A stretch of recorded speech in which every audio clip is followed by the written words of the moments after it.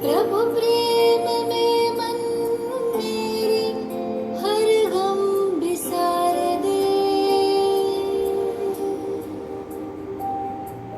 छोटी सी जिंदगी है, हंस के गुजार ले।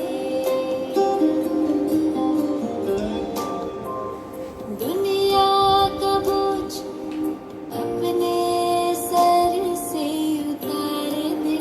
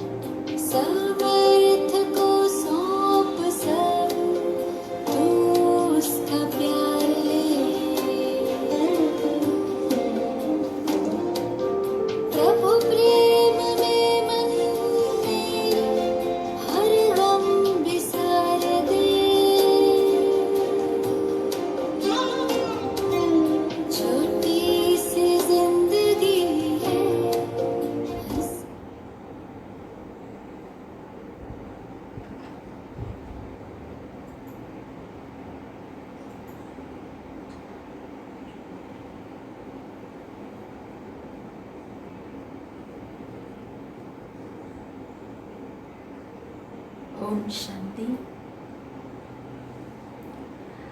आज आप सभी को फिर से इस नुमा शाम के, इस संध्या समय के सत्र में, एक नया सत्र में फिर से आप सभी को बहुत बहुत दिल से स्वागत है, स्वागत है, स्वागत है। Good evening. आप सभी बहुत ही इंटरेस्ट से सुन रहे थे सारे सत्र। कल हम कुछ बात की चर्चा कर रहे थे। योग करने से क्या शक्तियाँ की प्राप्ति होती है, उन शक्तियों के द्वारा हम अपने जीवन को कैसे परिवर्तन कर सकते हैं, इन सब के बारे में हम विस्तार से सुन ही रहे हैं। खास शक्तियों में अष्ट शक्तियाँ बहुत इम्पोर्टेंट है। ये अष्ट शक्तियाँ हमारे जीवन को इतनी शक्तिशाली बनाती है। ये अष्ट शक्तियाँ अगर हमारे जीवन में आ जाए तो हम असंभव को संभव कर पाते हैं। हमारा जीवन खुशनुमा, सुगंधित फूलों तरह खिला खिला गुलाब तरह बन जाती है अगर ये अष्ट शक्तियाँ हमारे जीवन में आ गए तो, है ना। क्योंकि कहीं ना कहीं हमें इन शक्तियों की कमी होती है। तभी क्या होता, हम कहीं ना कहीं एक दूसरे को समझ नहीं पाते, सहन नहीं कर पाते, प्यार नहीं कर पाते। अंडरस्टैंडिंग की जब कमी होती है तो हमें छोटी सी बुरी बात भी हमें बहुत बड़ा पहाड़ जैसा अनुभव होने लगता है। इसलिए हमें इन शक्तियों की बहुत ज़रूरी है। आत्मा वैसे ही एक शक्ति है। परमात्मा सर्वशक्तिवान है तो आत्मा भी शक्तिवान है। मास्टर सर्वशक्तिवान है आत्मा। तो आत्मा को हम सर्व शक्तियों से भरपूर करना है। कल हम सुन रहे थे, क्या सुने थे कल हम 3 शक्तियों के बारे में विस्तार से सुने थे। क्या सुने थे? सबसे पहला कौन सी शक्ति था? पावर टू विड्रॉ, विस्तार को संकीर्ण करने की शक्ति, है ना। तो जैसे हम क्या करते हैं, जैसे कोई भी काम करते हैं, कुछ ऑफिस कहो या घर का काम कहो, कुछ भी कहो, जब हम कार्य व्यवहार करते हैं, विस्तार में चले जाते हैं, तब क्या होता, उन विस्तार में जाते जाते हम कहीं ना कहीं अपने आप को भी भूल जाते हैं, उसी में उलझ जाते हैं। इतनी उलझ जाते हैं, हम पूरा अटैच हो जाते हैं उसके साथ। फिर उस जाला में हम फंस जाते हैं, निकल नहीं पाते हैं। तो इसलिए पावर टू विड्रॉ, जैसे कल हम सुने थे, कछुआ जैसे क्या करती है, जब भी कुछ होता तो वो हार्ड शेल के अंदर चला जाता और सेफ्टी का अनुभव करता। तो हार्ड शेल क्या है? क्या है? वही ये परमात्मा याद का गोद। वो परमात्मा याद का गोद में हमको भी जाना होगा। बाहर की सारी बातों को, अपने आप को समेटना होगा। समेट कर उस भगवान की याद की अनुभव करेंगे तो फिर तब क्या होगा? तब हमें बहुत शक्ति का अनुभव होगा, सेफ्टी का अनुभव होगा, डर, चिंता, ये सब ख़त्म हो जाएगा। जैसे एक छोटा बच्चा होता है अपने माँ के गोद में, कितना सुरक्षा का अनुभव करता है। तो ठीक इसी तरह जब हम भी भगवान की यादों में, वह परम पिता की यादों में खो जाते हैं, तब भी हमें इतना अच्छा लगता है कि हमें लगता है अब हमें कोई कुछ कर नहीं सकता, कोई बात की डर नहीं लगता, उस भगवान की हाथ वो साथ हमें इतनी शक्ति देती है, इतनी एनर्जी देती है। तो ये हो गया पावर टू विड्रॉ। फिर दूसरा क्या सुने थे? क्या सुने थे दूसरा? पावर टू पैकअप, है ना, समेटने की शक्ति। तो समेटना है और खुद हल्का रहना है, मन बुद्धि को भी हल्का रखना है। जितना मेरी मन बुद्धि हल्का रहेगा उतना मैं हर कार्य भी हल्का होके करूँगा। मेरे मन में कहीं बीती हुई बातें रखना नहीं है, ना आगे की बातें सोचकर भारी नहीं होना। मेरी मन बुद्धि हमेशा हल्का रहे। तो ये भी हम सुने थे। और जितना हल्का रहेगा उतना हमें इतना सुकून का जीवन अनुभव होगा, है ना। तो इसलिए मन को हल्का रखना बहुत ज़रूरी है। कुछ बातें आ भी जाते हैं तो उसको क्या करें, हम लेट गो करें। ये सब हम सुने थे। और फिर तीसरा भी क्या सुने थे? क्या सुने थे? पावर टू टॉलरेट, सहन करने की शक्ति। सहन करना है, क्योंकि जब हम परिवार में रह रहे हैं, समाज में रह रहे हैं, तो फिर कोई ना कोई बातों को हमें सहन करना ही पड़ता है, करना ही पड़ेगा। क्योंकि कई कमी कमजोरियां नज़र आ ही जाता है, कुछ बातें सुनना ही पड़ता है। तो हमारे अंदर वो सहन करने की शक्ति होना बहुत ज़रूरी है। कल हम सुने थे, कॉम्प्रोमाइज़ ना करें, सहन करें। सहन भी कैसे करें? कैसे करें? दूसरों को हम समझें, राइट। दूसरों को समझे और फिर उससे प्यार भी हो। ऐसा नहीं सिर्फ मुख को चुप किया तो सहन हो गया, नहीं। अंदर मन में भी उनके प्रति मुझे क्या होना चाहिए? शुभ भावना, शुभ कामना होना चाहिए। उनके प्रति कोई नफरत, कोई ईर्ष्या, ये भाव ना हो। तो इसको कहते हैं सहन करने की शक्ति। ऐसे जब हम सहन करते हैं अच्छी भावना से, तब आप एक मिराकिल देखेंगे। क्या? दूसरे भी थोड़ा ही समय में वो भी पक्का चेंज हो ही जाएंगे। तो इसलिए ऐसे हम सहन करें, राइट। ये हो गया पावर टू टॉलरेट, सहन करने की शक्ति। चलिए आज हम फोर्थ शक्ति के बारे में भी हम सुनते हैं।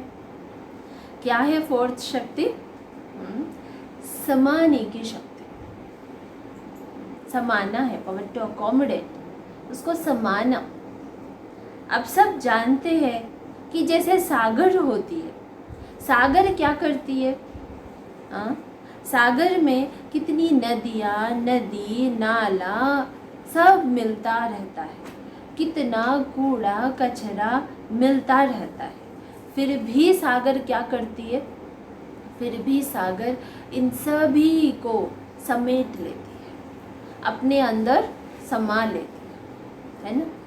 तो यही है कि सागर इन सबको इतना आराम से समा लेती है, समेट लेती है। फिर क्या होता? समा कर भी वो बाहर से बहुत गंभीर, बहुत क्लीन नज़र आता है। क्यों?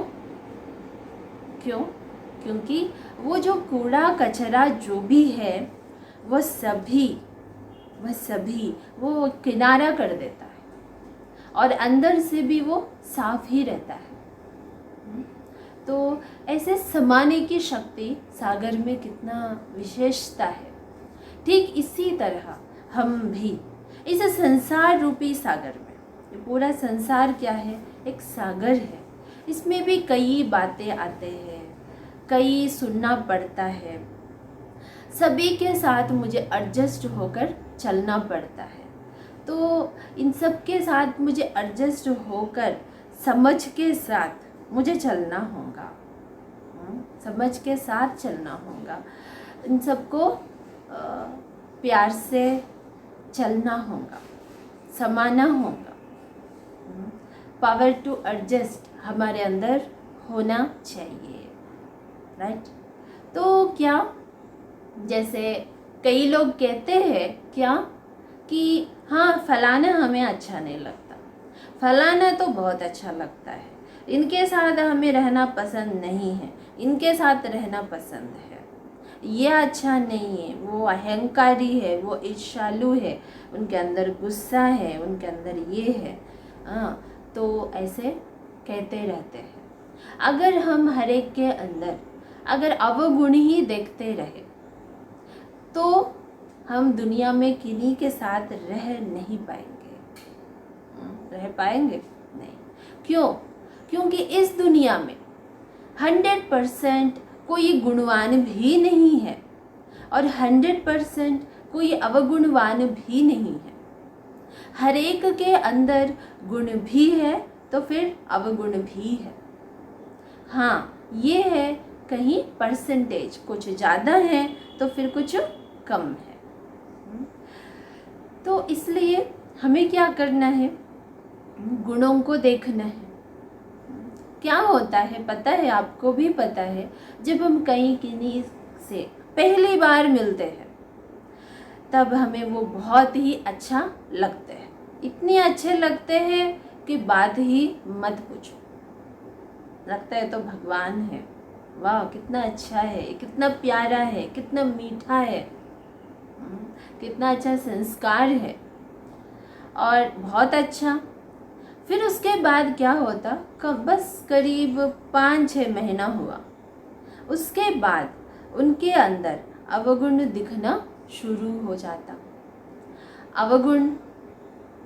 और फिर धीरे धीरे अवगुण को देखते देखते फिर क्या होता, अवगुण देखते देखते और बस करीब 2 साल के बाद जब देखते हैं तो उनके अंदर सिर्फ अवगुण ही दिखाई देता है,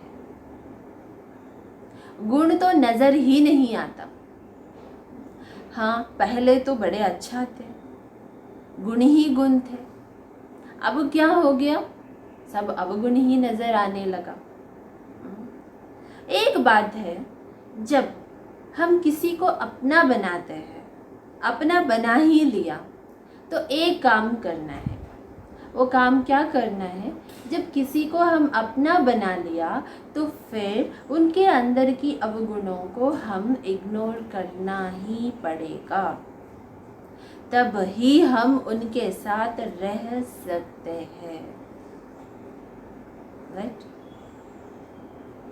डबल अंडरलाइन इस पॉइंट के ऊपर कि अपनों के साथ जहाँ पर हम रहते हैं उनके अंदर के जो भी कुछ अवगुण दिखाई देता है उनको क्या करना है, हमें इग्नोर करना है।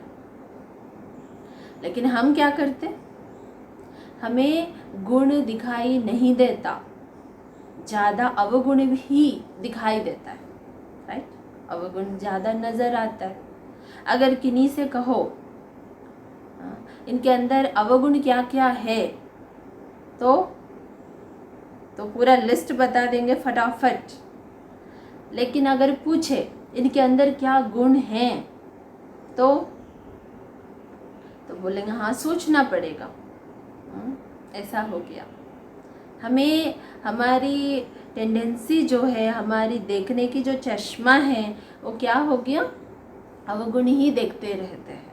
इतने भले अच्छे गुण हैं वो नज़र नहीं आता। एक आदत जो भी कुछ अवगुण है उसी को हम पूरा वो रख कर देखते रहते हैं, बार बार देखते रहते हैं। तो क्या करें, देखना चाहिए। अगर हम अवगुणों को ही देखते रहेंगे तो फिर उनके साथ रहना ही बहुत टफ हो जाएगा, मुश्किल हो जाएगा। एक काम करें, अगर आपके पास इतनी ताकत है, इतनी शक्ति है, अगर आप किसी के अंदर अवगुण देख लिया, उसको आप पहले खुद संभालें, अपने अंदर समाना है, समा कर फिर उनके साथ ही डायरेक्ट बातें करें। अकेला में अगर हो सकता है तो अकेला में बात करें तो बहुत अच्छा होगा। उनके साथ अकेला में बातें करें, उनकी अवगुणों के बारे में प्यार से बता दें। कैसे बता दें? बहुत ही प्यार से। वो भी कैसे बताना है, तरीका क्या है? जैसे आप सबको पता है, जैसे धरनी होती है, धरनी को पहले तैयार करना होता है, फिर उसके बाद उसमें बीज डालना होता है, राइट? तभी तभी वो अंकुरित होगा, निकलेगा पेड़। तो ठीक इसी तरह हम भी अगर किसी को कुछ बातें बताना है, सुधारना चाहते हैं, तो पहले हम भी उनका मूड को देखें। मतलब उनकी धरनी तैयार है, वो खुश है, उनका मूड अच्छा है, तो पहले वो देखें, ठीक है? फिर देखकर फिर हल चलाना है। मतलब सबसे पहले उनकी जो भी गुण है, विशेषता ये है, उनकी तारीफ़ करो। आप बहुत अच्छे हो, आप बहुत प्यारे हो, आपके अंदर ये क्वालिटी है, सचमुच आप बहुत अच्छा काम करते हैं। तो पहले उनकी तारीफ़ करें, है ना? जो अच्छे गुण है तो आप बताइए उनको दिल से। जब भी क्या होता, अगर किसी के बीच हम जब तारीफ़ करते हैं तो क्या होता, अटेंशन चारों तरफ से हटकर फिर सिर्फ फोकस एक ही तरफ होती है। दोनों कान ध्यान से सुनते हैं, हाँ इन्होंने मेरे बारे में क्या कह रहे हैं। उनको भी पहले बहुत अच्छा लगेगा। तो एक तरह से वो पूरा अटेंशन में बैठे हैं। पहले उनकी थोड़ा प्यार से उनकी गुणों के बारे में बोले, फिर उसके बाद आप उनसे प्यार से कहें कि आप बहुत अच्छे हैं, लेकिन आप इस बात को थोड़ा सा ठीक करेंगे तो बहुत ही अच्छा होगा। आप बहुत दिल से प्यार से उनको बता दें। तो ये काम आपको करना होगा, राइट? लेकिन ये काम करे तो बहुत अच्छा, लेकिन कुछ लोग क्या करते, अगर किसी के अंदर जब हम नेगेटिव देखते हैं, वो नेगेटिव खुद में समाएंगे नहीं, मतलब उसको पेट में नहीं रखेंगे, उनको सभी को बताएंगे, 100 लोगों को बताएंगे कि फलाना ऐसा है, फलाना ऐसा है, ऐसे बताते हैं।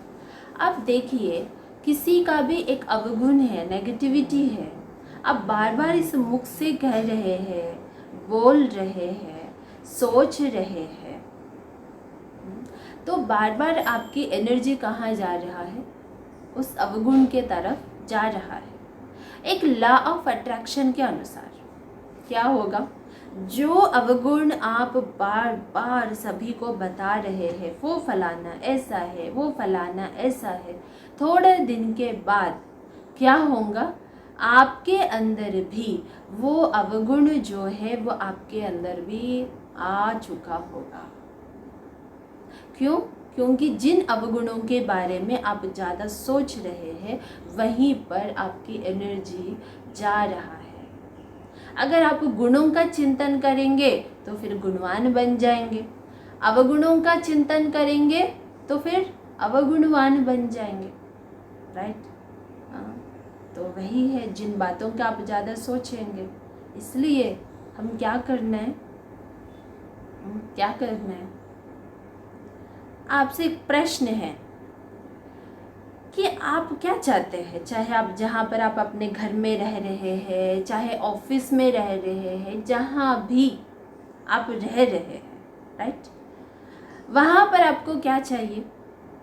क्या चाहिए? शांति चाहिए, प्यार चाहिए, बस खुशी चाहिए, यही चाहिए ना?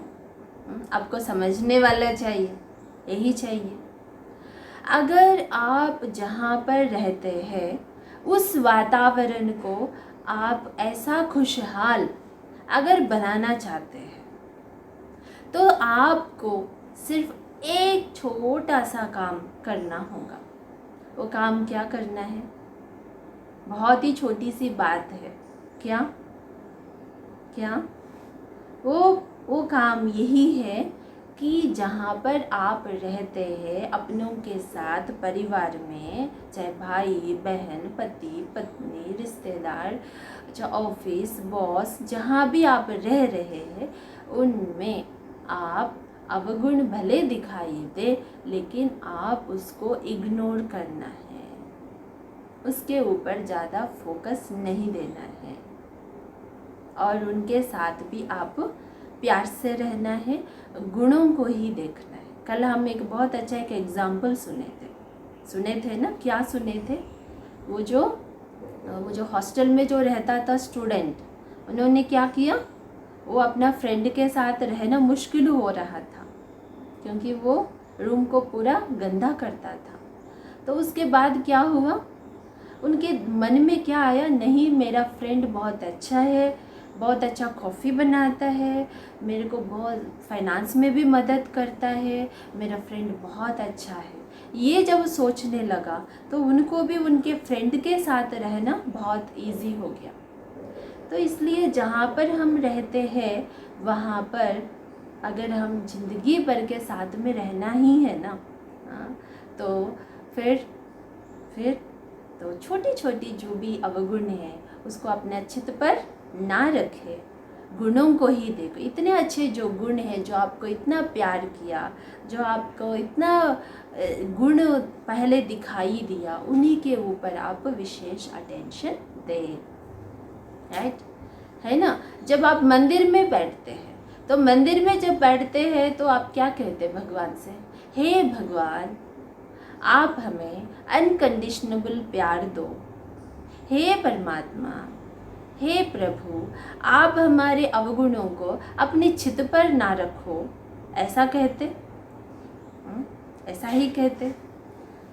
अच्छा, तो फिर भगवान भी हम सब बच्चों को यही कह रहे हैं, हे मेरे मीठे बच्चे, तुम भी किसी के भी अवगुणों को अपनी चित पर ना रखो, तो तुम भी मेरा जैसा गुणवान बन जाएंगे। तो प्रभु भी, परमात्मा भी, शिव बाबा भी हम बच्चों को यही बात कहते हैं, किसी के भी अवगुणों को हम अपना चित्त पर ना रखें, उसको अपने अंदर समाए, राइट? तो क्या कहते भगवान कि बच्चे कई बातें होते हैं उसको, लेकिन आपको देखते हुए ना देखो, सुनते हुए ना सुनो। इसके ऊपर मुझे एक छोटा सा एक कहानी याद आ रही है। वो कहानी क्या है, एक बार क्या होता, एक गुड़िया बेचने वाला होता, उनके पास सारे गुड़ियाएँ ख़त्म हो जाता, सिर्फ 3 गुड़ियाएँ बचा होता है। और जब उनसे पूछा कि ये गुड़ियाएँ कितना है, तो पहला एक गुड़िया उठाया, उनको कहा ये जो है ये 100 रुपया है। और फिर दूसरा उठाया, उनको बोला ये 500 रुपया है। और तीसरा उठाया, उनको बताया ये 1000 रुपया है। अरे बड़ी वंडर लगा, देखने में तो तीनों देखने में पूरा समान है, कोई डिफरेंस नहीं है, लेकिन इतना अंतर क्यों? कोई 500 क्यों, कोई 1000 क्यों, कोई 100 क्यों? बड़ी समझ में नहीं आया, उनसे ही पूछा ऐसा क्यों? तो वो गुड़िया बेचने वाले बड़े मुस्कुराया और कहा ये ऐसा ही है। तो पूछा क्यों? तो उन्होंने दिखाया, एक धागा लिया उन्होंने, वो धागा लेकर जो पहला गुड़िया जो था उसके कान में डाल दिया। जब उनके कान में डाल दिया तो वो धागा दूसरे कान से निकल गया। और फिर दूसरा गुड़िया उठाया और फिर वो गुड़िया में जब कान में डाला तो वो धागा मुख से निकल गया। और फिर तीसरी गुड़िया उठाया और उसमें भी कान में जब धागा डाला तो फिर क्या हुआ, वो धागा कहीं से भी नहीं निकला, वो समा गया। तो यही बात है, कोई भी अवगुण है, किसी के अंदर कुछ वीकनेस है, सभी को बोलना, टम टम करना, ये काम हमें नहीं करना है। ये काम करेंगे तो पूरा घर का वातावरण अशुद्ध हो जाएगा। ये काम करेंगे तो हम खुद भी भारी हो जाएंगे, और जिन आत्मा के प्रति आप ये बात कह रहे हैं, उनके बुराई कर रहे हैं, वो भी भारी हो जाएंगे, अच्छा नहीं लगेगा। हाँ, तो फिर हम क्या करना है, जो भी कुछ बातें हैं उसको समाना होगा, एडजस्ट होकर चलना होगा। अगर कुछ लगता है कुछ गलती, तो उनसे ही बहुत प्यार से डिस्कस करें, बस इतना करें अगर कर सकते हो तो। अगर नहीं तो उनके अवगुणों को इग्नोर करें तो बहुत अच्छा होगा। तो नहीं तो गॉड से कहिए, आप रिलैक्स होएंगे, मन हल्का होगा।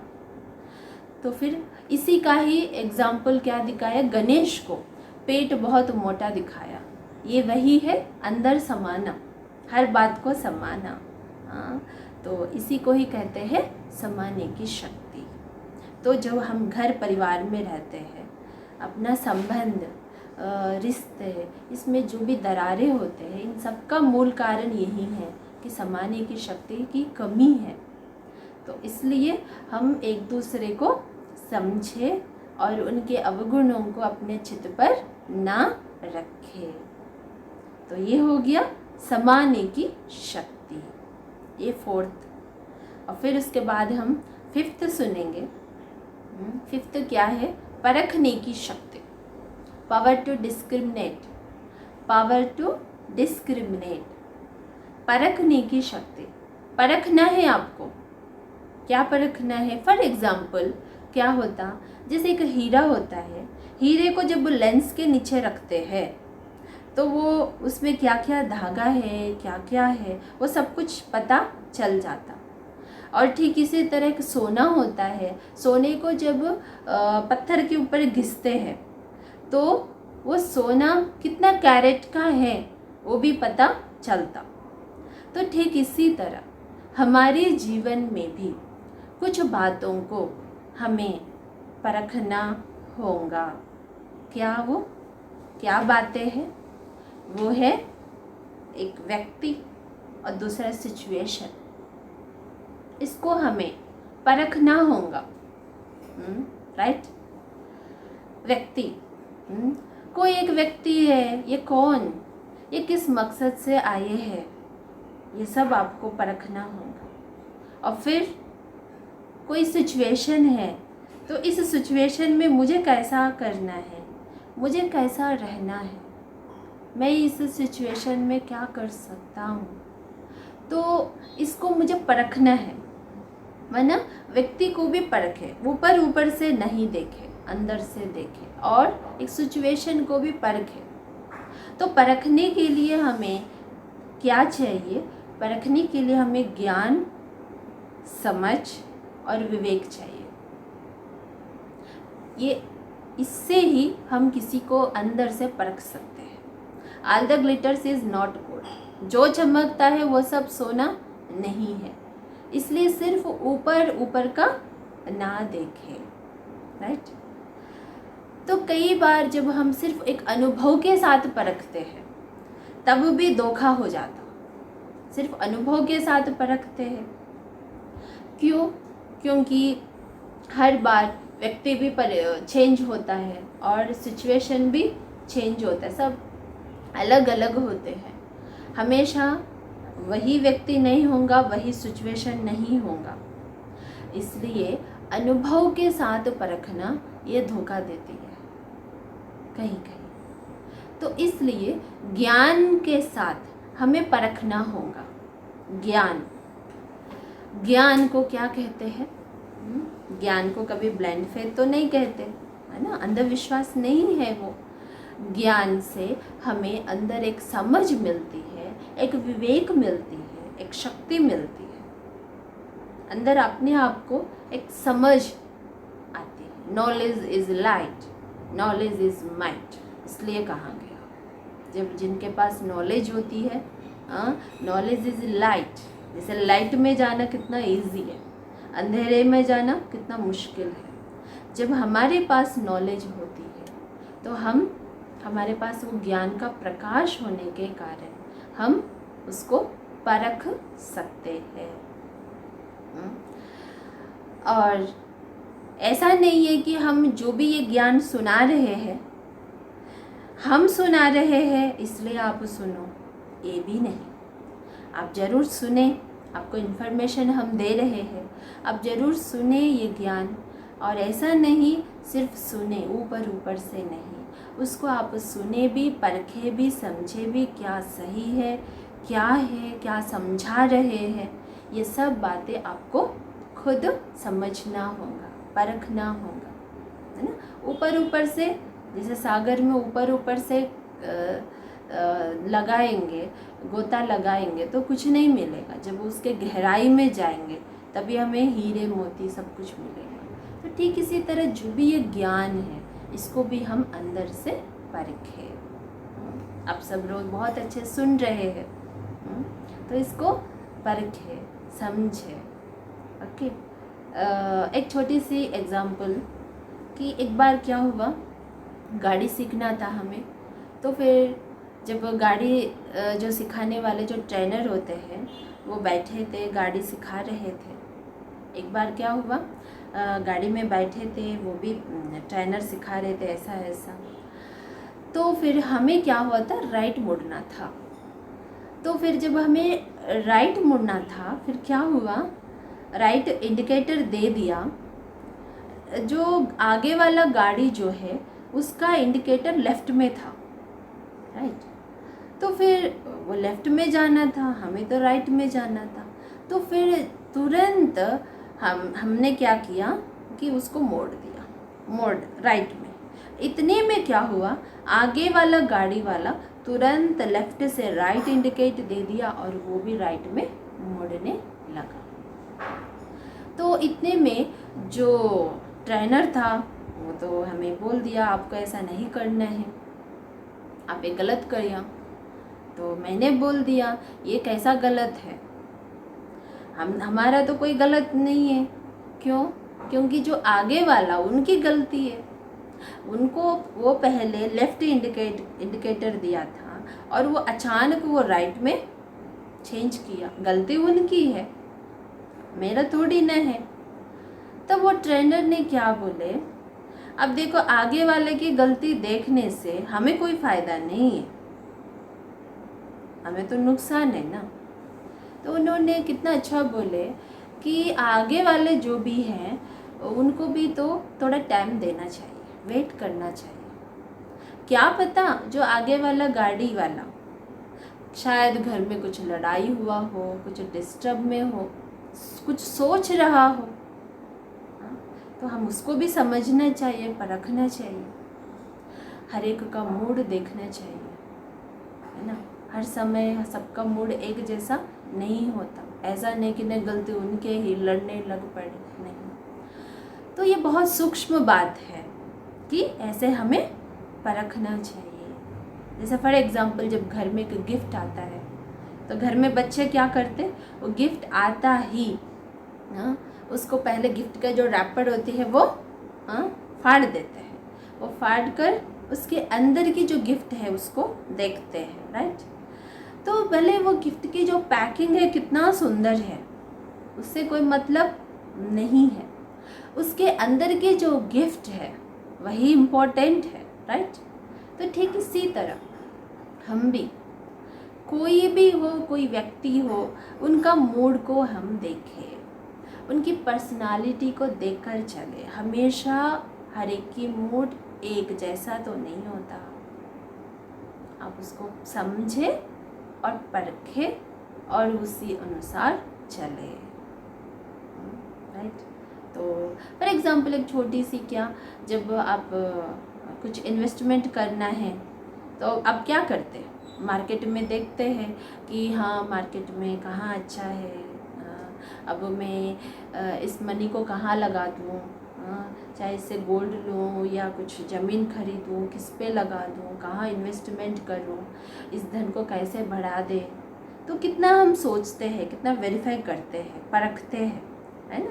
ये सब करेंगे तभी तो कोई धोखा नहीं होगा। कितना कुछ हम ये सारी बातों की परखना होता है। तो ठीक इसी तरह हम भी कोई भी एक व्यक्ति होते हैं, उनको भी परख है, उनका मूड को देखे। और कोई एक सिचुएशन होता है, समय, उस समय वो सिचुएशन को भी देखे, परखे, है ना। तो इसलिए परखना बहुत बहुत ज़रूरी है।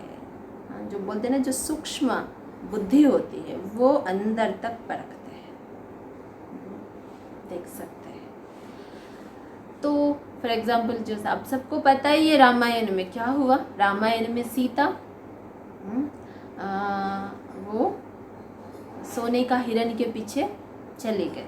वो एक छल कपट था, सोने का हिरण वैसे नहीं होता, लेकिन वो सब वो था, भ्रम था, रावण का था वो। तो फिर क्या हो गया, पूरा धोखा हो गया। और रावण भी किस वेश में आए, साधु के वेश में आए, परख नहीं पाया। तो ये सब हमें कहानी में दिखाया। मतलब ये नहीं कि जो गेरू कफनी पहना है वो सब साधु है, जो सफ़ेद कपड़े पहना है वो सब साधु है, नहीं। आपको परखना होंगे। इसलिए आजकल दुनिया में कितना धोखेबाज सब कुछ हो रहा है। तो इसलिए आपको अंदर से परखना होगा। परखने के लिए क्या चाहिए, हमें नॉलेज चाहिए, परमात्मा ज्ञान चाहिए। ये ज्ञान से हमारी बुद्धि खुल जाती है, हमारा विजडम खुल जाती है, विवेक जागृत हो जाता है। इसलिए परखना बहुत आसान हो जाता है। तो ये ज्ञान रोज़ हम सुने, तभी हमारी बुद्धि धीरे धीरे खुलेगा। क्यों? क्योंकि ये बुद्धि जो है ना, आत्मा की बुद्धि, इस बुद्धि को ना, जो नेगेटिव है, जो विकार है, गोदरेज का ताला लगा के रखे। और ये गोदरेज का ताला जो लगा के रखा, ये बुद्धि काम नहीं कर रहा, परख नहीं पा रहा। तो इस ताला को खोलने वाला सिर्फ कौन है? एक गोदरेज का ताला खोलने वाला सिर्फ गॉड है, गॉडली नॉलेज है। उस ज्ञान से ही हमारी बुद्धि जो है वो खुल जाती है, दिव्य बुद्धि बन जाती है, राइट। उससे हम परख सकते हैं। ओके, तो फिर ऐसे हम ऊपर ऊपर से ना देखें, सभी को अंदर से परखें, इसको पहचाने, राइट। ओके, फिर ये हो गया परखने की शक्ति। और फिर उसके बाद नेक्स्ट शक्ति है निर्णय करने की शक्ति। निर्णय करें, पावर टू जज। सबसे पहले हम परखने के बाद जो ये निर्णय करने की शक्ति है, ये बहुत ऊंच है, बहुत हाईएस्ट है जीवन में। क्योंकि अगर ये डिसीजन मेरा इधर से उधर हो गया, गड़बड़ हो गया, तो मेरा पूरा जीवन ही क्या हो जाएगा, पछताना पड़ेगा, रोना पड़ेगा, पश्चाताप में चला जाएगा, राइट। तो फिर परखना और निर्णय करना कितना इम्पोर्टेंट है। कई क्या होता, कई लोग समझ नहीं पाते और निर्णय नहीं कर पाते, गलत कदम उठा लेते हैं, जीवन में बहुत धोखा खा जाते हैं। तो इसलिए निर्णय करने की जो ये शक्ति है, ये भी बहुत ऊंच है, बहुत पावरफुल है। आप सब देखे होंगे तराजू में क्या होता, वो 3 बराबर में जब होंगे, वो कांटा जब स्ट्राइट होता है, तभी हम उसका डिसाइड करते हैं, निर्णय करते हैं, राइट। तो ठीक इसी तरह मेरी मन बुद्धि जो है, ये मन बुद्धि जो है, ये भी जब शांत हो, जब स्थिर हो, तभी मैं हर सिचुएशन में डिसीजन लूँ, उसके कुछ करने के लिए कदम उठाऊँ। जब मेरी मन बुद्धि हलचल में है, तब कोई भी निर्णय ना ले, राइट। तो फिर मुझे डिसीजन लेना है, निर्णय करना है। तो फिर मेरी मन बुद्धि रूपी जो ये कांटा है, ये स्थिर होना है, ये शांत होना है, ये बहुत ज़रूरी है। ये जो निर्णय करने की शक्ति, इसका जो महत्व है, ये बहुत ऊंच है। कैसे? ये कोई छोटा मोटा नहीं है। जैसे राष्ट्रीय कहे, अंतर्राष्ट्रीय लेवल पर भी कहे, इसका बहुत बड़ा हाथ है। क्यों? वरना इस निर्णय करने की शक्ति के ऊपर ही हमारी ये जो भी इंटरनेशनल लेवल पर भी जो भी स्थिति है, परिस्थिति निर्भर करता है। तो माना अगर फॉर एग्जाम्पल कोई स्वार्थपूर्वक भी अगर कोई भी गलत डिसीजन ले लेता है, इससे कोई एक व्यक्ति पछताता नहीं है। इससे सिर्फ एक व्यक्ति नहीं, समाज नहीं, पूरे देश, पूरी दुनिया ही उसको झेलना पड़ता है। एक छोटी सी एग्जाम्पल है, जो कश्मीर है हमारा, तो कश्मीर के लिए अभी भी देखो हिंदू और मुस्लिम्स अभी भी कितना लड़ाई कर रहे हैं। क्यों? क्योंकि वो ठीक से डिसीजन नहीं ले पाए। अभी तक वो लगातार वो युद्ध चल ही रहा है, आप सबको पता ही है। तो इसलिए परमात्मा कहते हैं जब भी आप डिसीजन लेते हैं तो पास्ट, प्रेजेंट, फ्यूचर, ये तीनों कालों को सामने रखकर आपको क्या करना होगा? डिसीजन लेना होगा, निर्णय लेना होगा। ठीक है? ओके? मैंने समय अनुसार आपको निर्णय लेना होगा, परखना भी होगा और फिर निर्णय उसी हिसाब का लेना होगा। एक छोटी सी एग्जाम्पल है। एक बार क्या हुआ, एक व्यक्ति था, एक व्यक्ति कहीं जा रहे थे, अपना गाय को लेकर जा रहे थे। तो फिर रास्ते में ना उनको एक कांच का टुकड़ा मिल गया। ठीक है? तो फिर वो कांच का टुकड़ा उनको बड़ी चमक रहा था वो। तो फिर वो क्या करता, वो गाय का वो मालिक जो है वो उसको लेता और उसको धागा से बांध देता और गाय के गले में टांग देता। बड़ी सुंदर लग रही थी गाय और वो आगे जा रहे थे। और फिर लेकिन उनको ये नहीं पता वो कांच का टुकड़ा वो तो हीरा था, लेकिन उनको, उस व्यक्ति को वो पता नहीं था। और जब वो रास्ते में जा रहे थे, कोई देख लेता है एक व्यक्ति और बहुत ध्यान से उसको देखते, अरे ये क्या, ये तो हीरा है, एक गाय के गले में जो टांग रहा था ये तो हीरा है। तो पूछते हैं वो गाय की मालिक से कि ये जो कांच का ये टुकड़ा है, ये जो गाय में गले में आप बांध रखा, इसको आप कितने में बेचोगे? तो फिर वो बोलते, इसको मैं 200 रुपये में बेचूंगा। वो कहते हैं, तो फिर वो व्यक्ति कहते 200 रुपया? नहीं, मैं तो 100 रुपया दूंगा, देना है तो दे दो। तो फिर वो जो गाय का वो मालिक है वो कहता, नहीं मुझे नहीं देना, अगर 200 में लेना है तो लो, नहीं तो नहीं, करके वो आगे चले जाते थोड़ा सा बस। और इतने में उनको वहाँ पर और एक व्यक्ति नज़र आते। ओके? तो फिर वो व्यक्ति क्या करते, वो पूछते कि ये कितना में बेचोगे? तो फिर वो बोलते 200 रुपया। और वो बोलते तो हीरा है। तो वो दूसरा व्यक्ति क्या करता, फटाफट 200 रुपया दे देता और वो हीरा ले लेता। और इतने में क्या होता, जो पहला जो व्यक्ति है वो फिर उस गाय का मालिक के पास चले जाते और पूछते हैं कि चलो दे दो, मैं 200 रुपया दे देता हूँ। तो वो बोलते अब कहाँ है, ये तो मैंने बेच दिया। वो कहते मैं तो बेच दिया। तो फिर तब वो कहते, अरे वो कोई कांच का टुकड़ा नहीं है, वो तो हीरा था। तब वो गाय का मालिक बोलते, मुझे क्या पता, लेकिन आपको वो बात पता था ना, लेकिन आपको पता होने के बाद भी आप अपना जो भी वो कीमत था, अपना जो भी वो लक था वो खो गए। आपको पश्चाताप होना चाहिए। मतलब बात यही है कि हम निर्णय जरूर ले रहे हैं, लेकिन उसी समय अनुसार निर्णय लेना बहुत ज़रूरी है। समय जाने के बाद फिर बहुत कुछ खोकर बैठेंगे। तो किस समय पर मुझे क्या करना है, कैसे बोलना है, क्या मुझे डिसाइड करना है, वो सब हमें डिसीजन लेना होगा, राइट।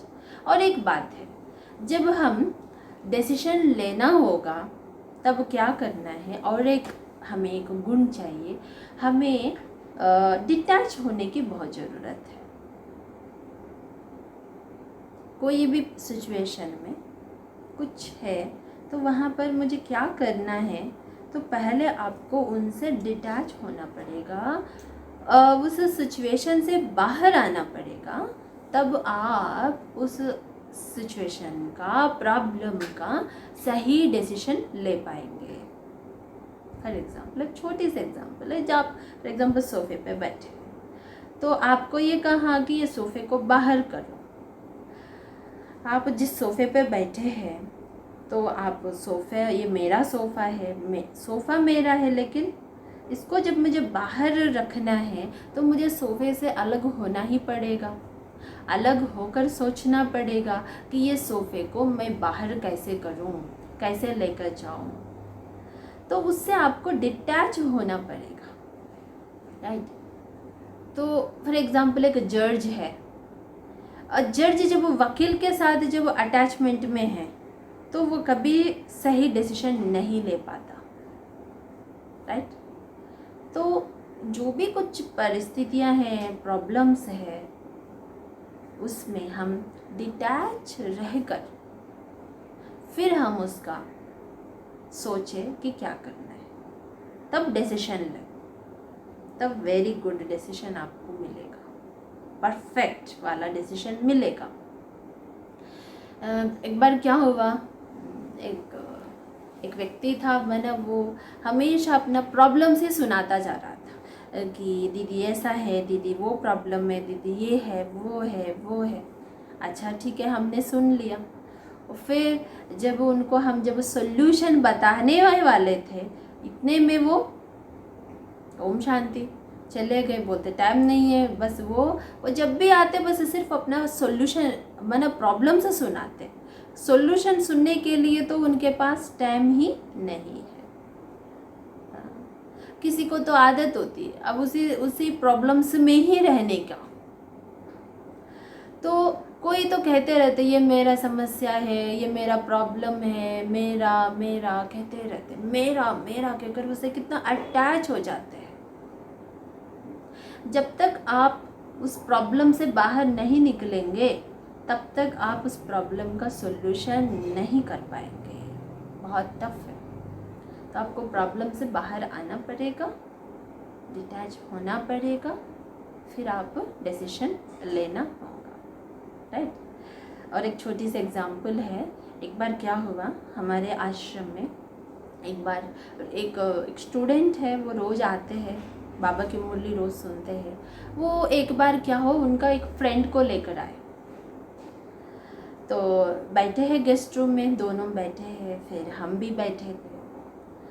फिर वो जो स्टूडेंट है वो अपनी फ्रेंड को बारे में बता रहे थे, दीदी देखो मेरा फ्रेंड है ये, इनको बहुत अच्छा सा पोस्ट कहीं ट्रांसफ़र हुआ है, वो मिलना ही बड़ा मुश्किल है, लेकिन इनको बहुत छोटे छोटे बच्चे हैं, और ये बहुत द्वंद्व में पड़े हैं, क्या करूं क्या नहीं करूं, बच्चों को छोड़ के मैं कैसे जाऊं, और जॉब तो इतना बढ़िया ट्रांसफ़र मिला, इतना बढ़िया उनका प्रमोशन हो गए, तो वहाँ जाऊँ या ये करूँ, बहुत कन्फ्यूज़न में है दीदी करके बता रहे थे। फिर वो बताते बताते उनको समझा भी रहे थे कि उनका फ्रेंड को वो खुद ही समझा रहे थे, हमें तो वो बोलने भी नहीं दिया और खुद ही समझा रहे थे, बोल रहे थे देखो आजकल तो अप एंड डाउन भी चलता है, इतना बड़ा ऑप्शन है आपके पास, ये कभी खोना नहीं है आप।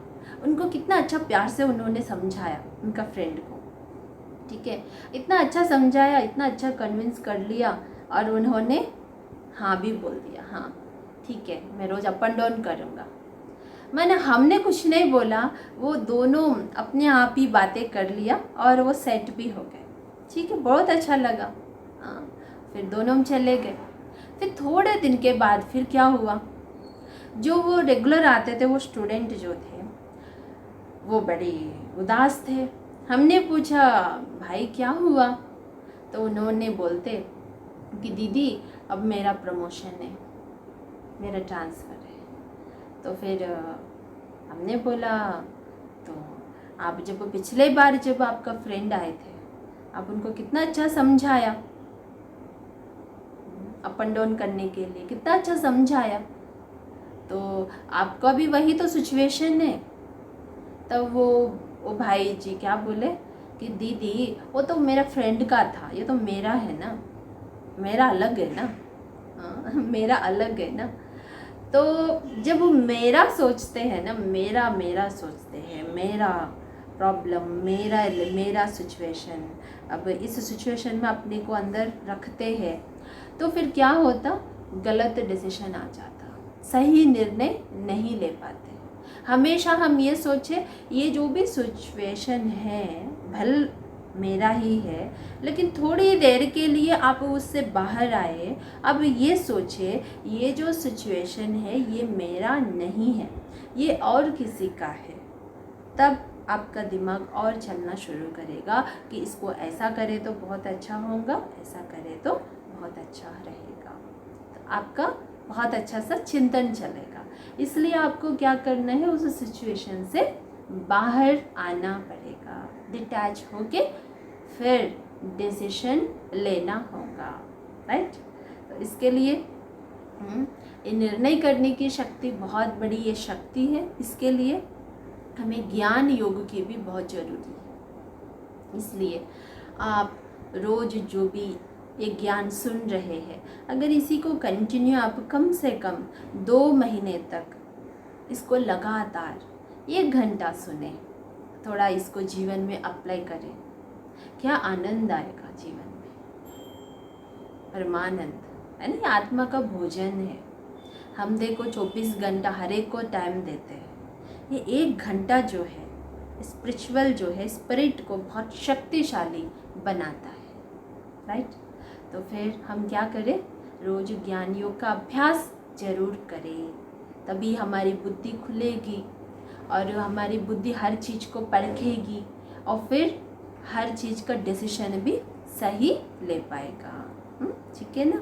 तो फिर ये है पावर टू जज, निर्णय करने की शक्ति।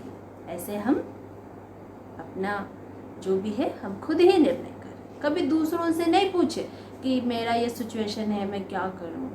फिर दूसरों से पूछा, उन्होंने कह दिया आप ये करो, तो फिर कर दिया तो वो गलत निकला। तो किसी से ना पूछे, मैं अपना खुद का जो है मैं खुद ही डिसाइड करूं मुझे क्या करना है। ठीक है, राइट, ओके। और फिर अब नेक्स्ट शक्ति के बारे में हम सुनते हैं। क्या क्या सुन रहे, सब याद हो गए ना। सबसे पहला वाला क्या था, क्या था, पावर टू विथड्रॉ, विस्तार को संकीर्ण करने की शक्ति।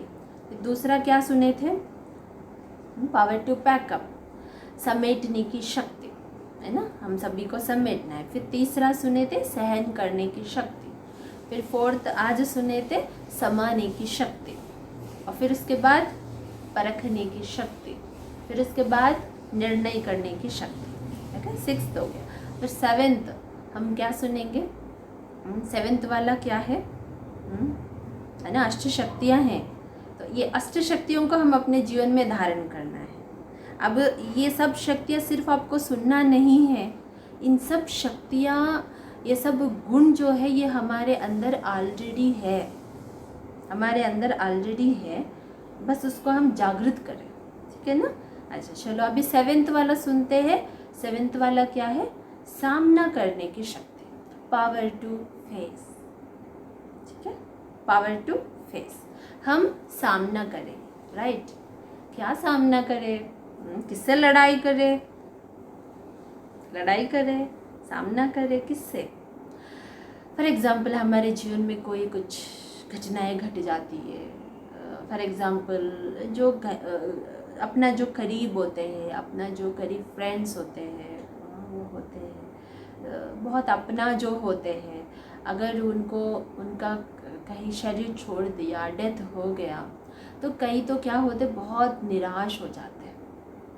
ऐसा लगता है कि मन तो टूट ही जाता है, मन पूरा उदास, लगता है कि बस अब हमारा जीवन ख़त्म हो गया, ऐसा बहुत वो डिप्रेशन में चले जाते हैं। लेकिन ऐसा नहीं होना चाहिए। जीवन में कैसा भी परिस्थिति आए, भयंकर परिस्थिति आए, विघ्न आए, कोई सिचुएशन जो भी कुछ है, उसको हम सामना करें, फाइट करें, ना कि डरे। ठीक है, एक छोटी सी मैं एक एक्सपीरियंस सुनाता हूँ। एक बार क्या हुआ, एक बार एक पापा अपने ऑफिस में बैठे हुए थे, अपना ऑफिस में सुबह सुबह काम कर रहे थे। तब क्या हुआ, जो वो आप ऑफिस में काम कर ही रहे थे, तब वो उनको अचानक एक फ़ोन बजा उनका। और जब फ़ोन जैसे वो उठाया तो फिर वो फ़ोन उनकी बेटी की स्कूल की तरफ से था, और उनके स्कूल की तरफ से उनका मैडम का फ़ोन था। उन्होंने ये कहा, आपकी छोटी सी नन्ही सी बच्ची जो है वो एक्सीडेंट में डेथ हो गई, ऐसा उन्होंने कहा। तो सुबह सुबह ये बात जैसे सुने, तब उनको तो बिल्कुल अच्छा नहीं लगा। ये क्या हुआ, अभी तो मैं मेरी बच्ची को स्कूल में छोड़कर मैं आया था, ये क्या हो गया, ये गलत है, नहीं ये झूठ है, ऐसा सोचकर वो बहुत हड़बड़ में फिर अपना वो स्कूल में चले जाते हैं। जब वो स्कूल में चले जाते हैं तब वो सचमुच उनके छोटी सी नन्ही सी छोटी सी बच्चे 5-6 साल की बस, तो कितने क्यूट, कितना सुंदर थी उनकी बेटी, और वो डेथ हुआ होती है एक्सीडेंट में, वो डेथ हो गए, मर गए। तो फिर उनका पापा को, वो पापा उनको बहुत ही प्यार करते थे, रोज़ उसके साथ खेलते थे, कितना मस्ती करते थे। अब अचानक क्या हो गया, वो बच्ची का डेथ हो गए, और फिर ना उनको रात में नींद आता। तब से लेके इतना रोते थे, इतना रोते थे, इतना रोते थे, इतना रोना कि ना ऑफिस में मन लगता, ना खाने में, ना सोने में, मना मतलब इस दुनिया में रहते हुए भी वो है ही नहीं, हमेशा रोना रोना, मेरी बच्ची मेरी बच्ची मेरी बच्ची। वो रोते थे कई दिनों से, वो लगातार वो रोते थे। एक बार क्या हुआ, जब वो ऐसे ही रोते रोते ऐसा आंख लग गए, और उनको स्वप्न में वो एक परियों के लोक में चले जाते। ठीक है, तो वो जब वो परियों के लोक में चले जाते, तो वहाँ पर उस फरिश्तों की दुनिया में क्या हुआ, कई सारे फरिश्ते खड़े थे, कई सारे फरिश्ते, और वो डांस कर रहे थे फरिश्ते सब। और वो सब देख के उनको बहुत अच्छा लगा, अरे कितना सुंदर है ये दुनिया। और सभी के हाथ में कैंडल था, और बड़ी सुंदर कैंडल। और इन फरिश्ते देखते देखते बीच में देखा, अरे उनकी नन्ही सी छोटी सी बच्ची भी खड़ी थी वहाँ पर उस भगवान की महफिल में, और वो कितनी सुंदर थी। वो भाग भाग कर वो पापा क्या करते उनके, वो भाग भाग कर अपनी बच्ची के पास चले जाते हैं, और उस बच्ची को हक करते हैं, और बहुत प्यार से उसको सर पे ऐसा ऐसा करते हैं। और फिर उनकी पापा को देखकर वो बच्ची भी बहुत मुस्कुराती है, और उनकी बच्ची की जो हाथ में जो कैंडल है वो बुझा हुआ था।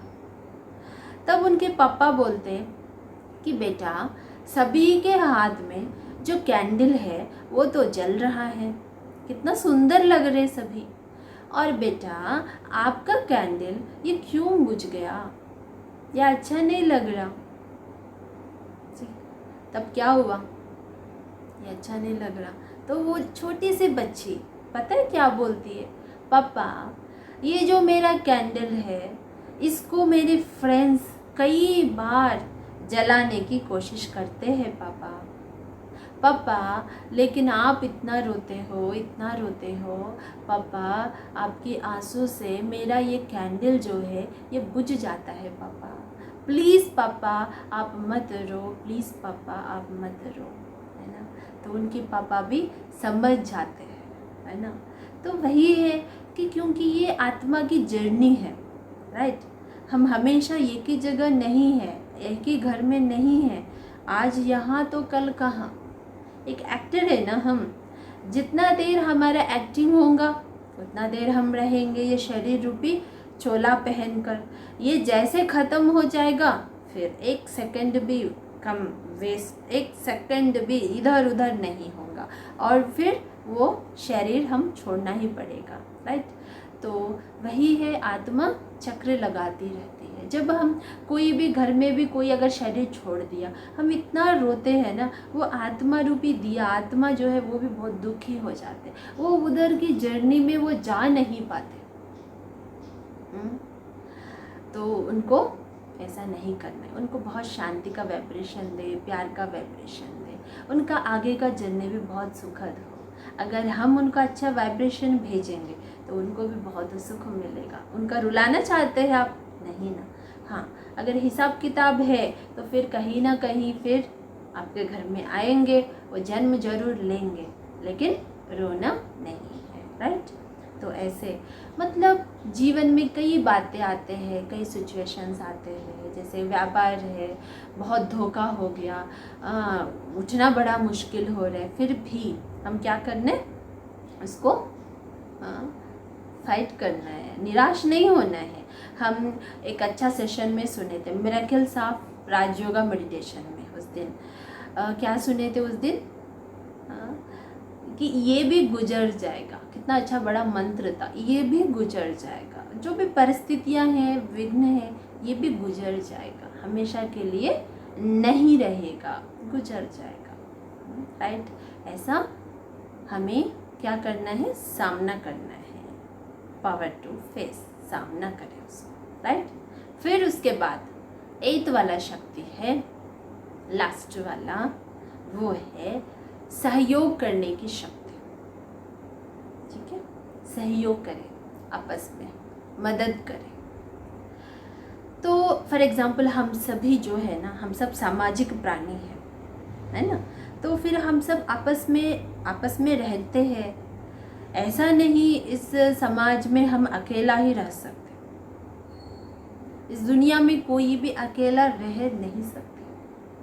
हमेशा किसी न किसी की ज़रूरत ज़रूर पड़ेगा, मदद की हमेशा ज़रूर पड़ती ही है ना। हम सब बच्चे हैं, परिवार है, धागा में पिरोए हुए हैं, माला है हम। तो हम सभी क्या करें, आपस में सहयोग दें, स्नेह दें। फॉर एग्ज़ाम्पल जो भी कुछ समस्याएं हैं, विघ्न है, अगर हम सब आपस में सहयोग देंगे तो कितना भी बड़ा विघ्न हो, परिस्थिति हो, वो भी, उससे भी हम मुक्त हो सकते हैं। सहयोग से होगा सर्वोदय, ये सहयोग से होगा सुखमय ये संसार। सहयोग दे, इसलिए क्या दिखाया, जैसे गोवर्धन पर्वत तो उठाने के लिए जब कृष्ण ने उठाया, तब सब गोप गोपिकाएं क्या किया, अपनी छोटी सी अंगुली दिया, हेल्प किया, सहयोग दिया। उससे क्या हुआ, वो गोवर्धन का पहाड़ जो है वही उठ गया। तो ठीक इसी तरह परमपिता परमात्मा भी अब इस धरती पर आ चुके हैं, आएंगे नहीं, आ चुके हैं। और अब यह कलयुग दुखों रूपी पहाड़ अब उठकर अब सुखमय सुख संसार स्वर्ग सतयुग अब अति जल्दी इस धरा पर आने वाला है, राइट। तो फिर हम सभी भी इस कार्य में, महान कार्य में, इस भगवान के कार्य में हम सब सहयोग जरूर दें, राइट। सहयोग क्या सहयोग देंगे, क्या सहयोग देंगे, कुछ भी नहीं, बस भगवान की कहना माने, बस भगवान को याद करें, इतना ही काम है और ज़्यादा काम नहीं है। तो ये सहयोग बहुत ज़रूरी है। जैसे फॉर एग्ज़ाम्पल एक घर होता है, जैसे घर में 4 लोग आपस में अगर मिलजुल कर रहते हैं, स्नेह देते हैं, सहयोग देते हैं, वो घर ही एक किला जैसा होती है। उस घर के रूपी किले में कोई अंदर नेगेटिव प्रवेश कर नहीं सकता। अगर उन 4 लोगों में अगर एक भी अगर नेगेटिव है तो फिर वहाँ से सब नेगेटिविटी आ जाती है। तो मतलब हम क्या है, एक घर के किला है, ईंट है ना, ईंटों में अगर एक भी ईंट अगर हिल गया तो वहाँ से सब कुछ, वो दीवार ही कमज़ोर हो जाती है। तो हम सब कौन है, परमपिता परमात्मा के बच्चे हैं। हम सब आपस में एक दूसरे को क्या देना है, स्नेह देना है, सहयोग देना है। सहयोग देने से हमें दुआएं मिलती हैं। क्या मिलता है, दुआएं मिलता है, ब्लेसिंग्स मिलता है, खजाना मिलता है। कभी कभी क्या होता, जब जीवन में कुछ काम नहीं आता, धन भी काम नहीं आता, डॉक्टर से हाथ उठा देते, तब हमें क्या काम आएगा, दुआएं ही काम आएगा। ये दुआएं कब मिलेगा, जब हम दूसरों को सहयोग देंगे। तो वो आत्मा इतनी खुश होएगी, उससे हमें एक ब्लेसिंग मिलता है, अरे ये कितना अच्छा है। तो वो ब्लेसिंग ही असली कमाई है। इसलिए जितना हो सके हम सबका सहयोग जरूर दें। एक छोटी सी कहानी मुझे याद आ रहा है कि कहानी क्या, एक बार एक देवता ये और असुर, ये दोनों वरना असुर जो है वो भगवान से शिकायत कर रहे थे, आप हमेशा देवताओं के फेवर में ही रहते हैं। तो फिर ये शिकायत दूर करने के लिए भगवान ने क्या किया, देवताओं को और असुरों को दोनों को डिनर पर बुलाया। ठीक है, तो फिर दोनों का सेक्शन अलग अलग है, एक तरफ देवता ये है, एक तरफ असुर। डाइनिंग हॉल दोनों के अलग अलग। और क्या हुआ, और फिर जो भी देवता ये डाइनिंग हॉल में एंट्री कर ही रहे थे, वहाँ पर एक व्यक्ति खड़ा था, उनके पास बहुत सारे स्टिक्स हैं। ठीक है ना, तो वो जो स्टिक है बहुत लंबा, ये हाथ से यहाँ से लेके यहाँ तक, मैंने ये हाथ को पूरा लंबा सा ऐसा बांध दिया, और ये हाथ को मोड़ नहीं सकते, मैंने दोनों हाथों को ऐसे बांध दिया। देवताओं को भी सेम कंडीशन और असुरों को भी सेम कंडीशन। तो दोनों को हाथों में वो लकड़ी बांधा गया, और फिर वो सब अंदर चले गए, और वहाँ पे बहुत बड़ा डाइनिंग टेबल था, और फिर वहाँ पे सब बैठ गए, और फिर खाना सर्व हो गया। और जैसे खाना सर्व हो गया, जैसे खाने के लिए जाए तो हाथ तो मोड़ नहीं रहे। जो असुर है वो तो हाथ रख रहे, लेकिन हाथ मुंह तक नहीं जा रहा, वो तो बहुत परेशान हो गया असुर। और देवता ये पता नहीं कैसे खाए देवता ये, लेकिन वो खा लिया, और असुर खा नहीं पाए, बाहर आ गए। असुर कहने लगे भगवान हमेशा ऐसा ही करते। और फिर देवता ये तो कहने लगे अरे खाना बड़ी स्वादिष्ट था, क्या मज़ा आ गया। ठीक है, बहुत मज़ा आ गया, ऐसा कहा। तो क्या हुआ, कैसे खाया होगा देवता ये, बताइए आप, कैसे खाया होगा? कैसे खाया होगा, पता है कैसे खाया? कि जो हाथ ये मुड़ नहीं रहा था, भले मैं नहीं खा सकता, लेकिन एक दूसरे को तो खिला सकते। वो देवता है ना, तो देवता हमेशा क्या करते हैं, दूसरों के बारे में ही तो सोचते हैं, इसलिए तो वो कौन है, देवता है। तो देवता ये आपस में एक दूसरों को खिला लेते और पेट भर गया। और असुरों का ये दिमाग नहीं चला, असुर हमेशा खुद के बारे में सोचते हैं, हाँ राइट, और वो दूसरों के बारे में तो कभी सोचते नहीं, बोलते नहीं जो देते हैं वो देवता है, राइट। तो कहते हैं ना, देवता वो है जो कहते हैं मेरा भी तेरा, तेरा भी तेरा।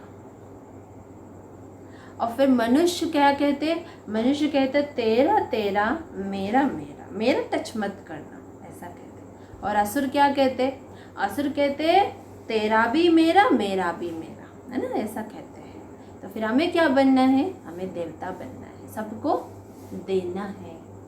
जो देता है, जो दूसरों को देते हैं, हम कभी भी लेने का इंतज़ार ना करें, हाँ वो प्यार करेंगे तो मैं करूँ, वो रिस्पेक्ट करेंगे, नहीं, हम ही दें। जब हम देंगे तो वो तो अपने आप मिलेगा। Give respect and take respect. जो देते हैं ना, वो परमात्मा भी उनको छप्पड़ फाड़ के देते हैं। हम कभी भी किसी से लेने की इच्छा ना रखें, हमेशा देते जाए, भले वो दे या ना दे, हमारी नेचर क्या होना चाहिए, देते जाए देते जाए। ओके। तो ऐसे सहयोग करने की शक्ति। अब परमात्मा भी अब कितना बड़ा कार्य करने आए हैं इस सृष्टि पर, हम सब बच्चों के लिए आए हैं। अब ये कलयुग जा रहा है और सतयुग आ रहा है। तो परमात्मा भी यही कहते, हे मेरे मीठे बच्चे, तुम सबकी मुझे पवित्रता की सहयोग की अंगुली चाहिए, तुम सबकी याद की अंगुली चाहिए। इसी से ही अब स्वर्णिम दुनिया आएगा, इसी से ही सतयुग आने वाला है। इस महान कार्य में आप सब सहयोग देंगे, भगवान के कार्य में देंगे, देंगे ना? हाँ। तो ये जो इस कार्य में सहयोग देंगे उनको क्या नहीं मिलेगा, उनका जन्म जन्मांतर वैसे ही भरपूर कर देंगे भगवान, है ना?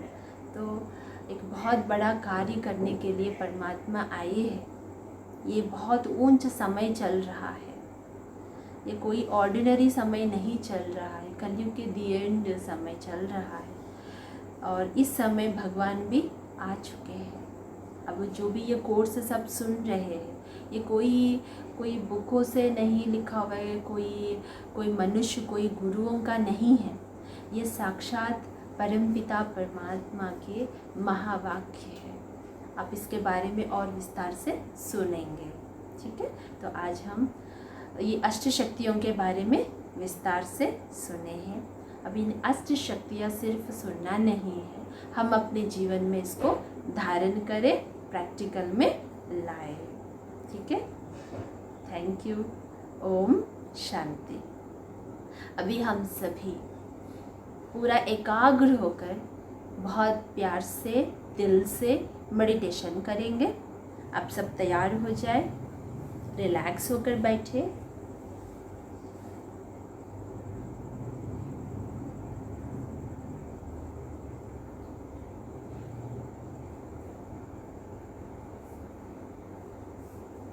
ओम शांति।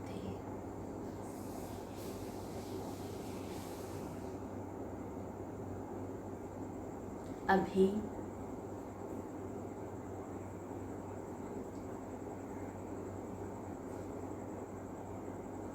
अपना मन को चारों तरफ की विस्तार से समेट दे।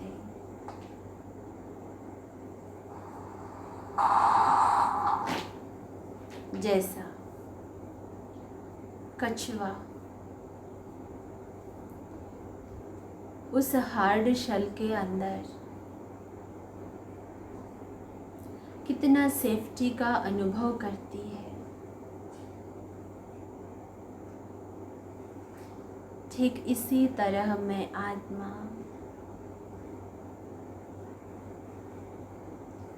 सारी बातों से, सब चीज़ों से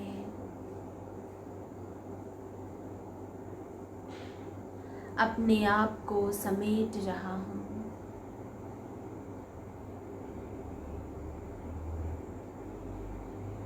अपने आप को समेट कर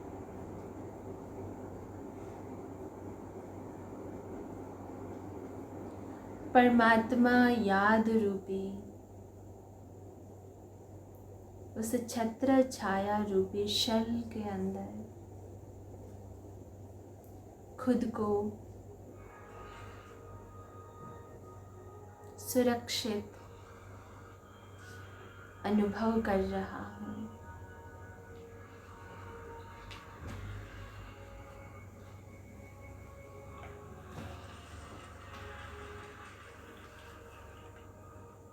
देखिए अपने आप को, मैं आत्मा हूँ।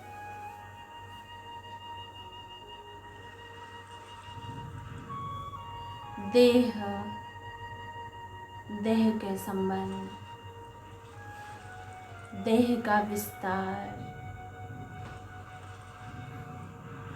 इन सभी से अपने को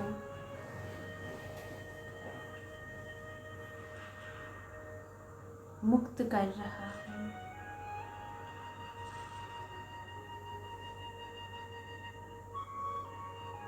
मैं आत्मा हूँ।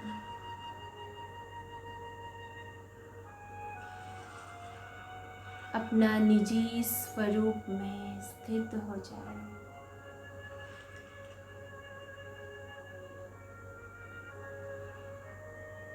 मैं ना डॉक्टर हूँ, ना इंजीनियर हूँ।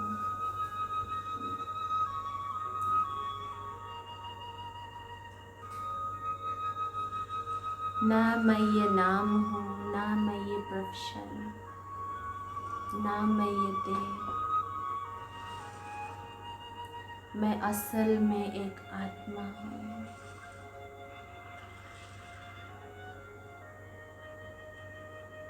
इस शरीर में दोनों आँखों के बीच में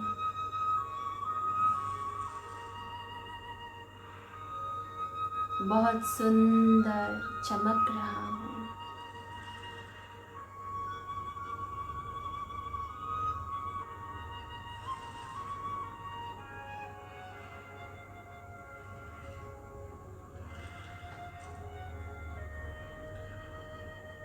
अब मैं इस शरीर से डिटैच हो जाता हूँ।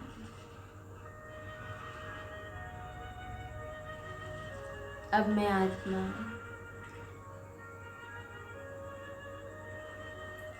ऊपर की ओर जर्नी कर रहा हूँ। जा रहा हूँ।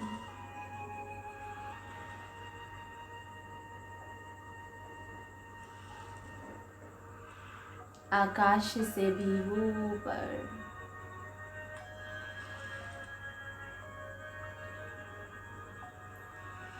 सूक्ष्म लोक से भी ऊपर,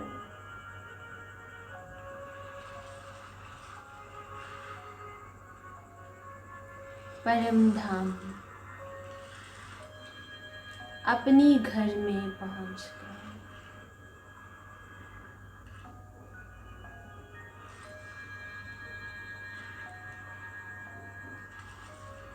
देखे अपने को अपना घर में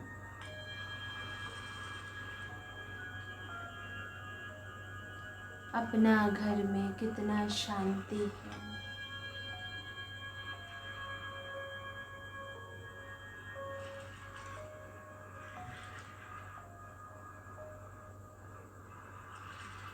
सामने मेरा प्यारा पिता,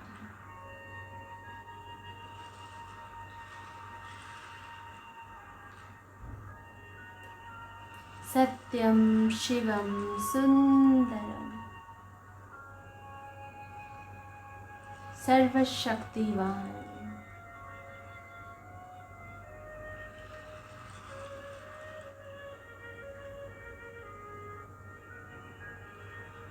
उस सर्वशक्तिवान परमात्मा से सर्व शक्तियाँ, अष्ट शक्तियाँ मुझ आत्मा के ऊपर बरस रहा है।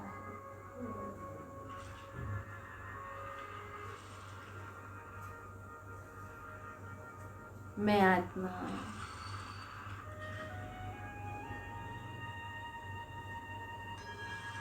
उन शक्तियों के नीचे अपने को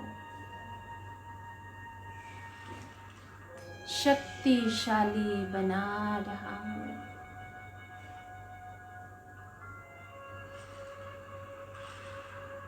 मेरे अंदर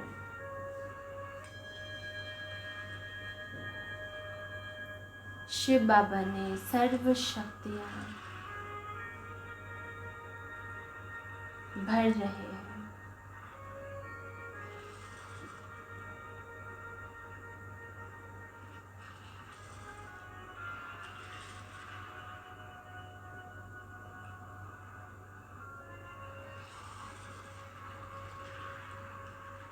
अब मैं अपने आप को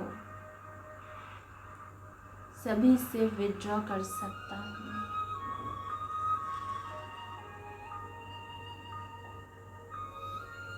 मैं आत्मा अब मन बुद्धि से एकदम हल्का हूँ। अब मेरा मन में किसी के प्रति कोई नेगेटिव भाव नहीं है।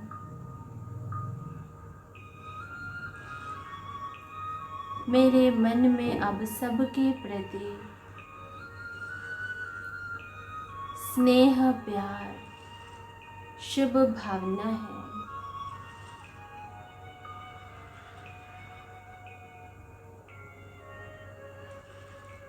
भगवान के सानिध्य में मेरा मन, बुद्धि अंदर से एकदम क्लीन हो गया।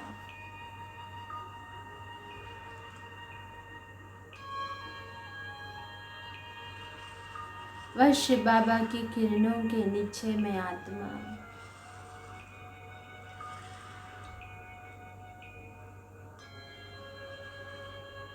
अपने को चार्ज कर रहा हूँ। मेरे अंदर सहन करने की शक्ति का वरदान भगवान से मिल रहा है।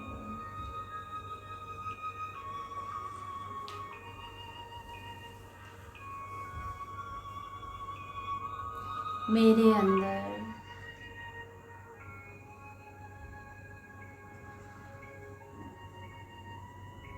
इतनी शक्ति आ गई,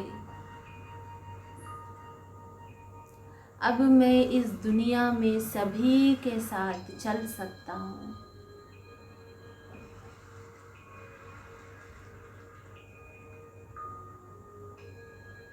क्योंकि अब मैं सभी के अंदर गुणों को ही देखने वाला हूँ। अब मैं किसी भी आत्मा की अवगुण को अपने चित्त पर नहीं रखूंगा।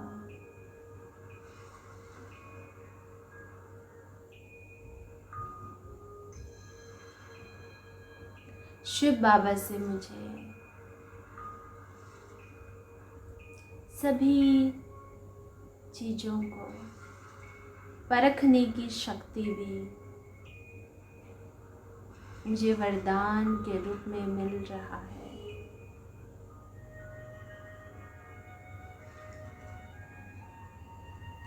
उस परखने की शक्ति से मैं हर एक को अंदर तक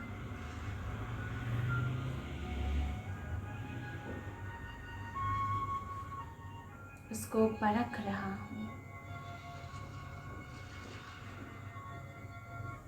और सही रीति डिसीजन करने की ताकत भी मुझे भगवान से मिल रहा है। अब मेरी बुद्धि में कोई कंफ्यूजन नहीं है। अब मेरी बुद्धि शांत और स्थिर है। इस स्थिर बुद्धि से मैं हर एक सिचुएशन में सही निर्णय लेने वाला बुद्धिशाली आत्मा हूँ।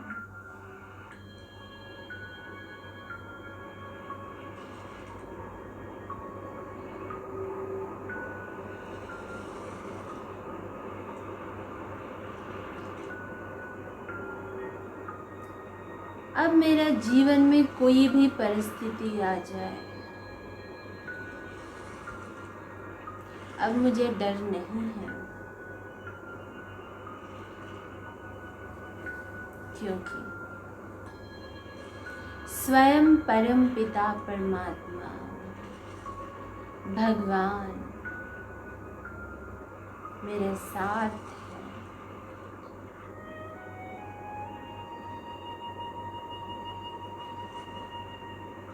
और मुझे क्या चाहिए? अब मैं बेफिक्र बादशाह हूँ। निश्चिंत हूँ।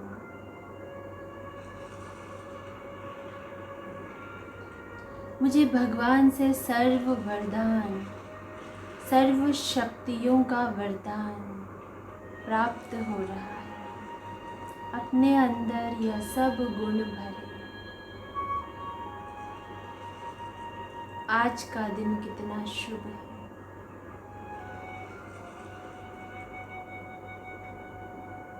मैं तो विशेष आत्मा बन गई। मैं तो शक्तिशाली आत्मा बन गई।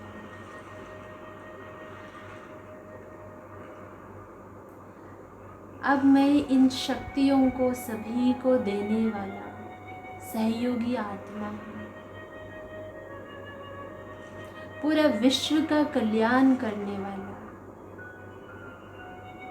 भगवान का राइट हैंड हूँ।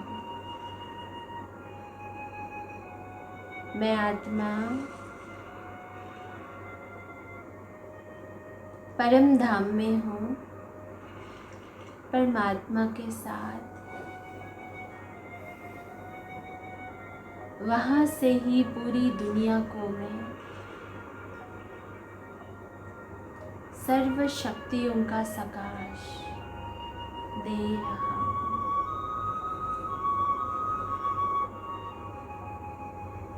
पूरा विश्व का ग्लोब को सामने लाए, करोड़ों आत्माओं को सामने लाए। ये सभी आत्माएं मेरे भाई बहन, ये सभी अच्छे हैं, भगवान के बच्चे।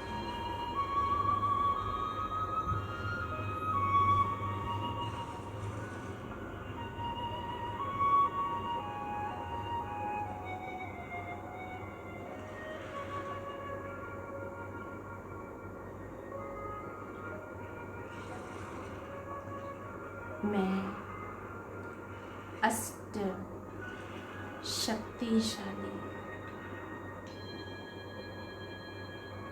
मास्टर सर्वशक्तिवान आत्मा हूँ।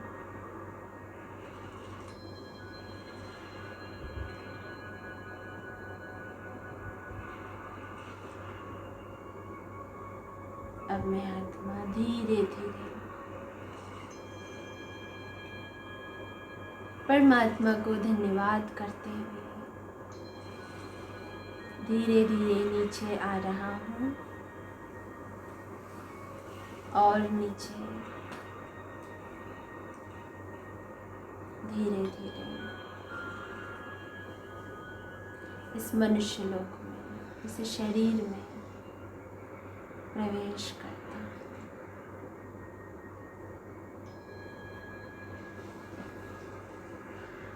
फिर से भ्रुकुटी के मध्य बैठ जाता हूँ।